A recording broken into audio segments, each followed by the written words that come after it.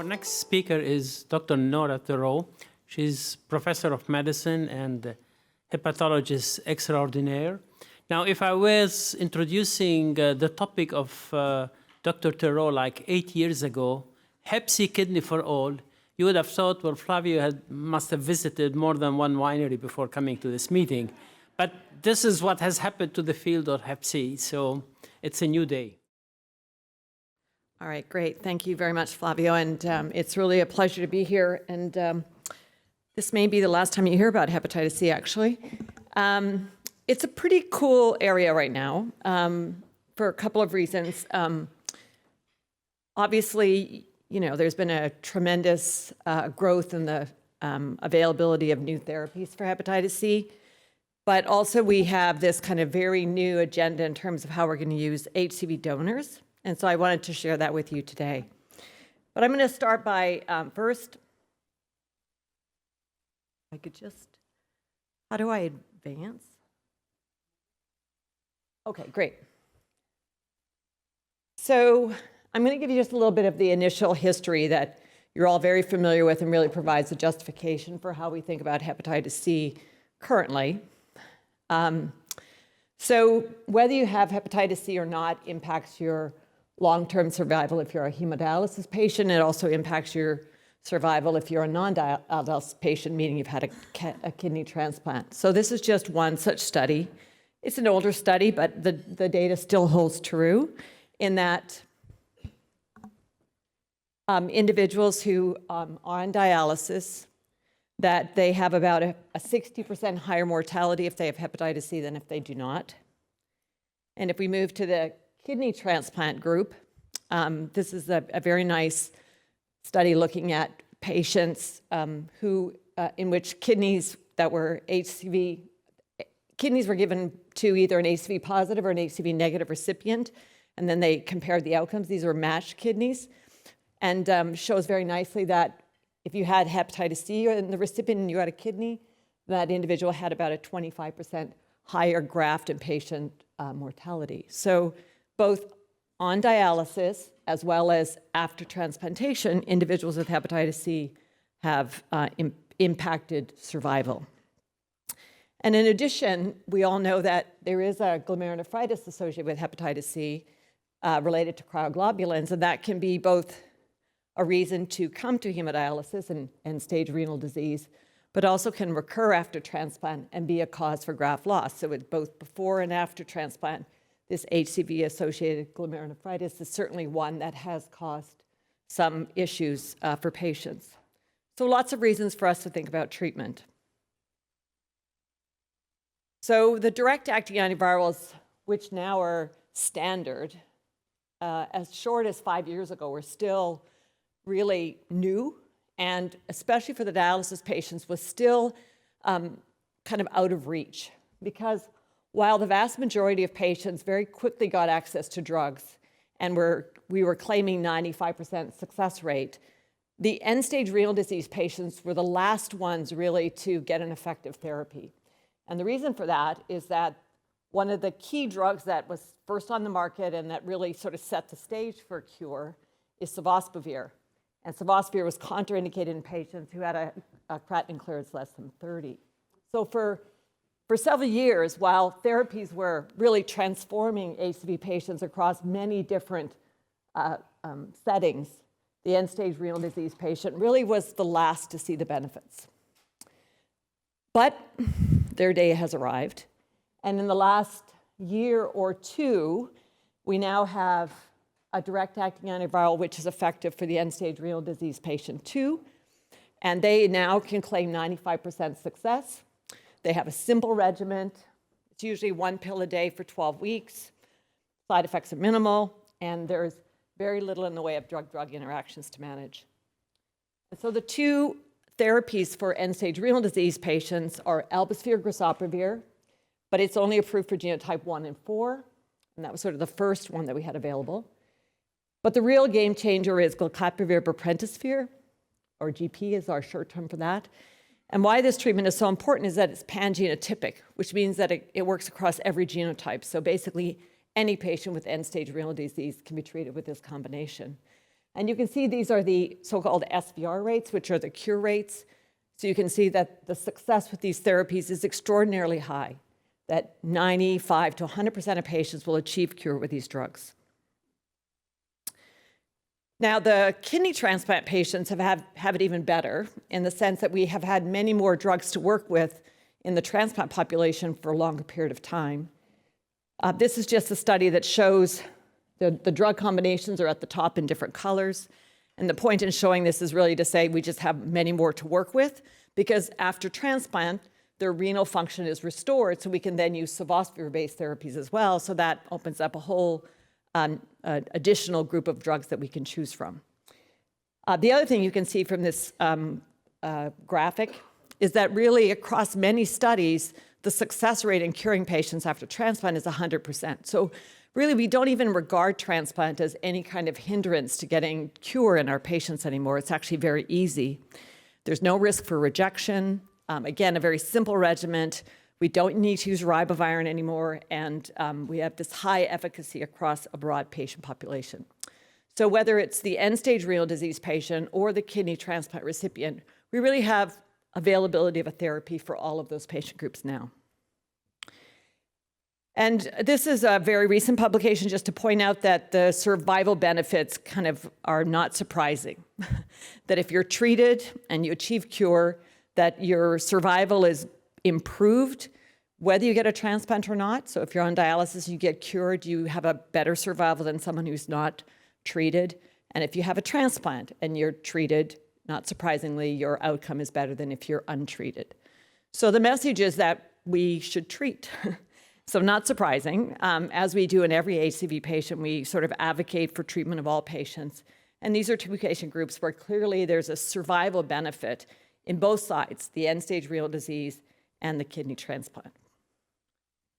So now we've got the cure, and we can deliver it to basically any patient. But now there's a bit of a dilemma, actually, because now we have to think about, should we really treat before or after the kidney transplant for those that are on the wait list? So for those that are on dialysis and are not candidates for kidney transplant, treat them, because their best opportunity for prolonged survival is with the cure of their hepatitis C. But for the patient that is on the dialysis and also on the kidney transplant waiting list, then I think you have to be a lot more thoughtful about whether you're going to offer that patient treatment or not. And the reason for this is really related to one thing on my sort of list here. So the reasons to think about treating prior to the kidney transplant is, one, you'll prevent their liver disease from progressing. You'll reduce their mortality while on dialysis, because I just showed you that there is a mortality risk. You might prevent extrahepatic complications, cryoglobulin being one of them, but there could be others like diabetes. And of course, if you cure someone before their kidney transplant, then you don't have to worry about hep C after. So that's obviously simplifies the management. But on the flip side, we're leaning more and more towards treating after kidney transplant, primarily because of one thing, and it's at the bottom, which is that we want the opportunity to be able to give the recipients an anti-HCV positive donor. So if there's a lot of literature, and I'm going to share with you, that if you have an HCV positive person on the waiting list, giving them an organ that's HCV infected does not at all change their post-kidney transplant outcomes. In fact, there are data to say they're improved. And the most important thing, of course, is it substantially reduces their waiting time. And I'm sure you know this, and I'm just sharing it. It's not data that I look at every day, but it's good to remind ourselves that at UCSF, the waiting time for kidneys on average is like 5 years. And obviously a big spread there, in contrast to the rest of the country where it's much less, 2 years. So in particular, I think at UCSF and in California, there's a big interest in how do we shorten that waiting time. And that's why considering the use of HCV positive donors and then how we think about the recipients is really important in that regard. So let me sort of start by saying our goal here is now to try to think about how to utilize HCV positive kidneys. And our first step is to think about using them in patients who are HCV infected. So the current waiting list is long, you all know this. There's a risk of dying on the wait list. There's consequences of being on the waiting list for a long time. So clearly there's a lot of reasons for us to think about trying to shorten the wait times. So here's just a little bit of data to show that the wait times are shorter in patients who are HCV positive, who take an HCV positive allograft. And there's a lot of data here, but the recipient positive, donor positive is a recipient who had Hep C who took a donor that has HCV. And you can see they're compared to individuals who were recipients were positive for Hep C who waited for an HCV negative donor or a negative recipient, a negative donor. And you can see that the shortest waiting time is in the recipient who's positive and took an HCV positive donor. And it's reduced by about a half. And that's true no matter which group we look at. So certainly we have very good data that says if you are HCV positive and you take an HCV positive donor, you're going to reduce your wait time by about 50%. At least this was sort of US data. And the graft survival is actually improved in these patients as well. So this is very recent data, and it shows the graft survival again by the donor and recipient pairs. And you can see graft survival is actually best for the recipient who's positive who takes a donor that's positive. In terms of patient survival, there's an advantage over the recipient who's positive who takes a negative donor, but no difference between the negative. But the message is that there's certainly no disadvantage to that patient who's HCV positive who took an HCV positive donor. So I think that at UCSF we have for some time tried to dissuade, at least if the patient comes to me, if they're on the waiting list for kidney transplant and they're HCV infected, our recommendation has been don't treat them because we want to make them eligible for the HCV positive donors. And with that, I certainly have seen patients that have gone from waiting times of, on average, 5 to 7 years to be less than a year. So our recommendation generally when patients come to us first is don't treat the patient who's on the waiting list who is HCV infected. But I'm going to say that the opportunity to use HCV positive donors now is going to outstrip the number of recipients who are HCV positive. So if we're only going to pair positive donors with positive recipients, we're very quickly going to run out of positive recipients, especially since recipients are increasingly treated. And what's interesting is we now have even more HCV positive donors than ever related to the opioid epidemic. So unfortunately, it's sort of the silver lining in a very sort of tragic problem in the United States is that there's a lot of overdoses, and a lot of those overdoses are include individuals who are recently HCV infected. So the number of HCV positive donors is increasing. It's about twofold higher just in the last 3 years. It does vary by region. I'll show you a graphic of that. But I think there still is kind of a reluctance in using these HCV positive kidneys. And in some cases, it's also maybe a lack of available HCV positive recipients. And so really, I'm going to sort of share with you my thinking about sort of, and our thinking at UCSF in terms of where we should go with this next. Just a little bit of data about these HCV positive donors that we're seeing in 2018. So this is on the left, age-adjusted opioid overdoses. The Appalachian region has been all over the news, very, very high rates of death there. But actually, I just saw an updated regional map of deaths related to opioids, and actually California now is sort of moved into the colors. So many states are seeing more HCV positive donors driven by the opioid epidemic.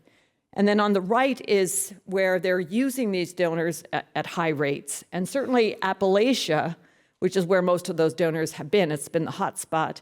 The transplant programs around that area have been using these HCV positive donors. And so it's really, I think, sort of created some momentum for us to think about how to use them.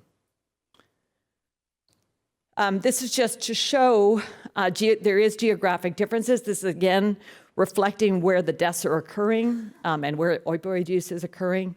And just to highlight Region 5, which is our region, we're sort of in the middle of the pack. Interestingly, the opioid epidemic is quite different in California than it is in Appalachia, just because of the nature of heroin in California versus there.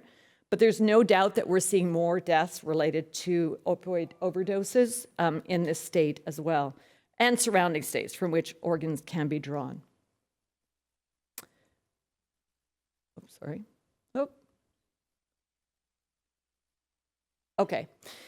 The other interesting thing about these donors, when we look over the last several years, is that they're young donors, not surprisingly. So where's the opioid epidemic? It's in the young, sort of 20 to 40-year-olds. So what that means is not only are these, we're seeing more donors, but we're seeing more young donors. And you can see here that the median age is fallen, and it's fallen very precipitously since about 2012. So aside from having probably recently acquired HCV, and potentially other viruses for that matter, these are otherwise typically young and otherwise healthy donors. So the group from Penn did a pilot study called the Thinker Trial. So they went one step further than putting the HCV positive donor into an HCV positive recipient. What they did was they put HCV positive donors into HCV negative recipients. And this was an open label study in renal transplants. They studied 10 patients initially, and then they've done more since then. Because at the time, the one drug that was approved for renal patients was albucirgosopivir, and that drug only works in genotype 1. They had a very complex structure of having to get the genotype of the donor before they could decide whether they could use the donor, and they only took donors that were genotype 1. And then they preemptively gave the recipients treatment with albucirgosopivir, and I'll show you the results, which are quite excellent. All of the recipients became infected, so they all had detectable HCV RNA by day 3 post-transplant. All of them were treated with the antivirals for 12 weeks, and all of them were cured. There was 1 delayed graft function and 3 transient liver and enzyme abnormalities, but those were transient. And this is maybe a bit difficult to see, but I just wanted to highlight the donors. Again, I think what's interesting about these donors is that they're, first of all, they're definitely from certain regions and regions only. So this was there in their study. They were pulling in donors from quite a wide region. They're young. That's what's sort of evident here. They also, you can see from the mechanism of death, most of them are drug overdoses. So that's what we would expect. That's the characteristics of the donors we're going to see. And here's the HCV RNA results. So they track the HCV RNA results in the recipients over time. So really not surprisingly, because they were given an infected kidney, is the virus was detectable in the blood very early, within a few days. But then you can see they started on treatment and the viral loads all went down in a very consistent fashion, and all of them, as I mentioned before, ultimately were cured. This is data that I showed on the renal function, and they're comparing it to optimal and allocation KDPI comparators. And the message here is that the renal function of these kidneys from the HCV positive donors was excellent, at least at 6 months. So these preliminary data have prompted us at UCSF to consider doing something similar. We have I think a better title. No, I'm just kidding. It's called the PROACT study, which is the prevention of de novo HCV with antiviral HCV therapy post-liver and kidney transplant. So we're doing this in both our liver and our kidney recipients. Here I'm just showing a kidney recipient. So the idea is we're going to take these donors that are HCV RNA positive. So they're NAT positive, meaning they're confirmed to be viremic. And we're going to give them to uninfected HCV negative recipients. Now, guaranteed, pretty much, is they're going to become infected. So you see my little green virus there. So we know that we're going to give them infection, but similar to what was done in the Thinker trial, we're going to plan to initiate antiviral therapy somewhere between day 3 to 5. It could be earlier if they're stable, certainly before they're discharged from hospital.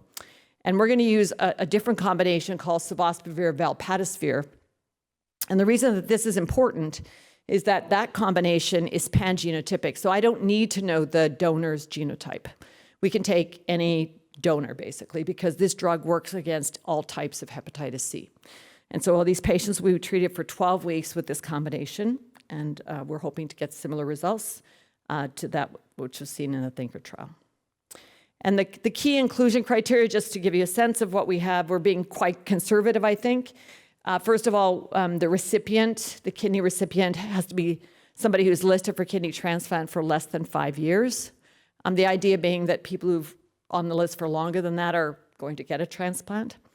No available living donor and a PRA that's less than 95%. We're not going to include HIV infected individuals. This protocol is not for the HCV positive recipient, those we do kind of routinely, and they can't have Hep B. The important thing is actually they can't have kind of pre-existing chronic liver disease. We know there's a lot of fatty liver around liver disease, so we're not worried about that, but they can't, for example, have advanced liver disease, because we would worry that if they get Hep C, that actually could lead to progressive liver disease. So we're planning to evaluate these individuals using elastography, which is a non-invasive method, or if they happen to have a biopsy, that would be fine too. But the idea is that we're not going to give HCV positive organs to somebody who has underlying liver disease. We're also, in terms of the donor criteria, of course, they're viremic donors. We're choosing kidneys, which really I think are, otherwise, aside from the hepatitis C, generally quite healthy. They can't be HIV or HBV infected. And always our surgeons are the sort of the final gatekeeper on whether to use the kidney. And so obviously if they feel that the kidney is not a good choice, then we will not use it. So that's just to give you a flavor of kind of where Hep C has gone. It's gone from something so difficult to treat in our end-stage renal disease and kidney transplant patients to something very easy to treat, so much so that we feel very confident about actually giving HCV to transplant recipients, and, well, not really comfortable, but pretty comfortable doing that, and with our ability to cure, just that concept. So this is just a summary to sort of say how I feel where we are right now. So for non-kidney transplant patients who are on dialysis and have Hep C, treat them. There's clearly a treatment benefit to do that. For the candidate who's on the waiting list who has advanced liver disease, that's also a scenario where sometimes we would do treatment on the waiting list with the idea that we want to stabilize their cirrhosis so that they can avoid having to need a combined kidney liver transplant. So if there's any suggestion that they may have early portal hypertension, for example, we would treat them to stabilize and allow them to be a kidney-only recipient. But for the kidney transplant candidate on the wait list without cirrhosis, I'd say deferring treatment until after kidney transplant makes sense. Again, it opens up the door for that individual to get an HCV positive kidney. And remember, we've got actually a lot of data in that scenario about the success of that outcome. And I think increasingly what we're recommending in patients who have received an HCV positive kidney or who just have hepatitis C is that generally we're starting to treat them earlier and earlier after transplant because we're less worried now, in fact, not worried about any complications of rejection. In the past, when we had interferon-based therapy, that was a big concern, but now with DAA therapy, that's not necessary. Just a few comments about the treatment of HCV and kidney transplant recipients. So there's actually still a lot of kidney transplant patients out there that got transplanted over the last decade or so who still have HCV. So I'm sort of making a plea, I think, really to say we've got good treatments. All those patients should be offered treatment. We can cure them, and very easy therapies. So really to look for HCV, make sure that we're identifying those that are still infected and ensuring we're getting them the treatment that they need. And then, as I said, now with current kidney transplants, our strategy is to try to treat them early. Typically in our program, they refer them to us for treatment after they do their 6-month post-kidney transplant biopsy. If that looks good, then usually we get the referral. So this kind of concept that we're moving to earlier and earlier treatments also occurring. And then just to leave you with the final kind of be on the lookout for this study PROACT about this idea of using HCV positive organs in HCV negative kidney transplant recipients as well. This being our strategy to try to reduce the waiting times for our patients at UCSF. Thanks very much.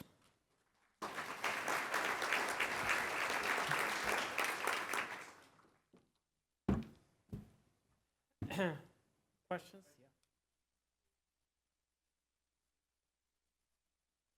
Donor to recipient. Is this genotype specific? Not anymore.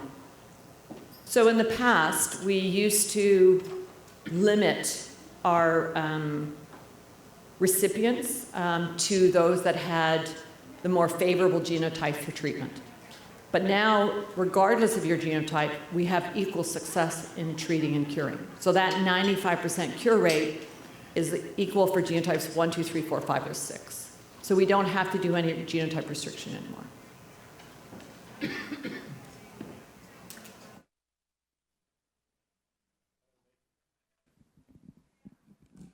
I'm going to make a prediction that this isn't the last time we're going to hear about Hep C from you. Because I think what's going to happen is this study and protocol is going to be a resounding success. And suddenly the line for Hep C positive kidneys is going to be very long. Right. And then the patients you're telling us not to treat now who have known hepatitis C and the risk of progression while they aren't being treated are now going to be waiting 2, 3, 4 years. And now you're going to come back and tell us to treat everybody. What do you think? I think that's a good point. And in fact,